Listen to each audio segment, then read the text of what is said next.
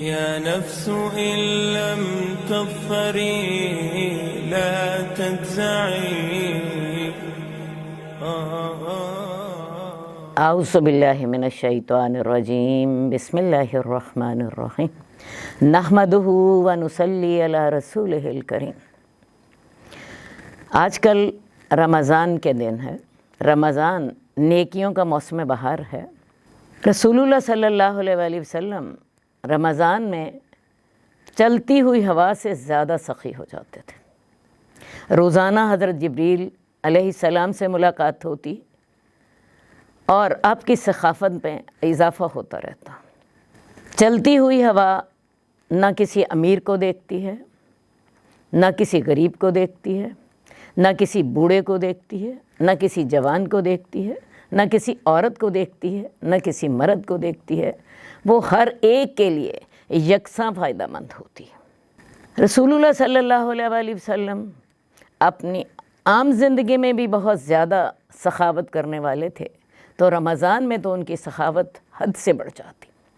آپ صلی اللہ علیہ وآلہ وسلم اپنے استعمال کی چیزیں بھی لوگوں کو دے دیتے. حدیث میں ہمیں ایک واقعہ ملتا ہے. ایک عورت نے رسول اللہ صلی اللہ علیہ وسلم کے لیے چادر بنی. اس دور میں لوگ ہاتھوں سے کپڑا بنتے تھے.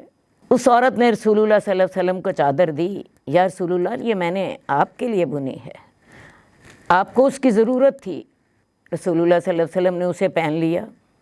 ایک اور صحابی عبد الرحمن بن عوف رضی اللہ تعالیٰ عنہ، انہوں نے رسول اللہ صلی اللہ علیہ وسلم سے وہ چادر مانگ لی. اب رسول اللہ صلی اللہ علیہ وسلم اپنے گھر گئے تاکہ وہ چادر اتار کے انہیں دے دیں اور اس کی جگہ پہ کوئی اور چادر پہن کر آئیں. صحابہ نے بعد میں انہیں برا بھلا کہا کہ تمہیں پتہ ہے کہ اللہ کے رسول اپنی ضرورت کی چیز بھی دے دیتے ہیں، تو تم نے ان سے کیوں مانگی؟ حضرت عبد الرحمن بن عوف کہنے لگے کہ میں اس سے اپنے کفن میں شامل کروں گا. ہم لوگ کیا کرتے ہیں؟ ہمارے فریج میں چیزیں پڑی ہوئی بھس جاتی ہیں، ہمارے کپڑوں کو ٹڈیاں ٹک جاتی ہیں، لیکن ہمیں یہ حوصلہ نہیں پڑتا کہ ہم وہ کسی ضرورت مند کو دے دیں. حالانکہ ہمیں پتہ ہوتا ہے کہ ہم ان چیزوں کو استعمال نہیں کر سکتے. تو رسول اللہ صلی اللہ علیہ وسلم کی میں نے آپ کو اسی لیے مثال دی کہ آپ اپنی ضرورت کی چیز بھی اپنے تن سے اتار کے دے دیا کرتے تھے. صدقے کا اجر کتنا ہوتا ہے؟ قرآن مجید میں اللہ تعالیٰ فرماتے ہیں، من ذا الذی یقرض اللہ قرضا حسنا فیضاعف لہ اضعافا کثیرا. اللہ کو کون قرض دیتا ہے اچھا قرض، تو اللہ تعالیٰ اس کے بدلے میں اس کو بہت زیادہ عطا فرمائے گا. کتنا عطا فرمائے گا؟ اللہ نے ایک دانے کی مثال دی. ایک دانے کو جب بویا جاتا ہے اس سے 7 سٹے نکلتے ہیں اور ہر سٹے میں 100 دانے ہوتے ہیں. لہٰذا ایک دانے سے 700 دانے ہو گئے. لیکن اللہ تعالیٰ نے اسی پر بس نہیں کی، ساتھ ہی آتا ہے کہ اللہ تعالیٰ چاہے تو اس کو کئی گنا اور بھی بڑھا دیتا ہے. تو آپ نے 1 روپیہ خرچ کیا، اللہ تعالیٰ نے اس کا اجر 700 گنا دیا.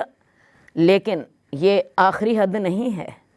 اللہ چاہیں تو آپ کی خلوص نیت کی وجہ سے آپ نے جو مال خرچ کرنے کے سلسلے میں مشقت سے کام لیا، اللہ تعالیٰ اس سے بھی کہیں زیادہ اجر بڑھا دیں. صدقہ جب آپ دیتے ہیں اس سے آپ کے رزق میں برکت ہوتی ہے،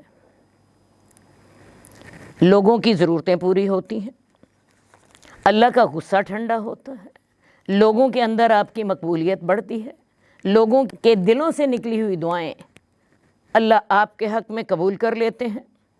قیامت والے دن انسان اپنے صدقے کے سائے میں ہوگا. ایک اور حدیث مبارک میں آتا ہے کہ قیامت والے دن اللہ تعالیٰ اپنے عرش کے سائے میں کچھ لوگوں کو جگہ دیں گے. ان میں ایک وہ آدمی بھی ہوگا جس نے صدقہ دیا اور اس کے بائیں ہاتھ کو نہیں علم کہ اس نے دائیں ہاتھ میں کیا دی، کہ اس کے دائیں ہاتھ نے کیا خرچ کیا. تو ایسے شخص کو اللہ قیامت والے دن اپنے عرش کے سائے میں جگہ دیں گے جب کہ کوئی سایہ نہیں ہوگا. ایک میں آپ کو خوشخبری اور بھی سنا دوں، ایک حدیث قدسی ہے، اے آدم کے بیٹے انفق علیک، تو میرے راستے میں خرچ کر، میں تجھ پہ خرچ کروں گا۔ ہم تو اللہ کے راستے میں خرچ کریں گے اپنی حیثیت کے مطابق، اپنی طاقت کے مطابق، لیکن اللہ خرچ کرے گا اپنی شان اور اپنی قدرت کے مطابق۔ ہم نے زیادہ سے زیادہ کیا تو 10 لاکھ اللہ کے راستے میں دے دیا، کسی نے اس سے بھی زیادہ کیا، کروڑ اللہ کے راستے میں دے دیا، لیکن اللہ تعالیٰ تو زمین آسمان کے خزانوں کے مالک ہیں۔ تو یہ اللہ سے سودا کر لیجئے، آپ اللہ کے راستے میں خرچ کریں، اللہ آپ پر خرچ کرے گا۔ کون اس آفر کو قبول کرتا ہے؟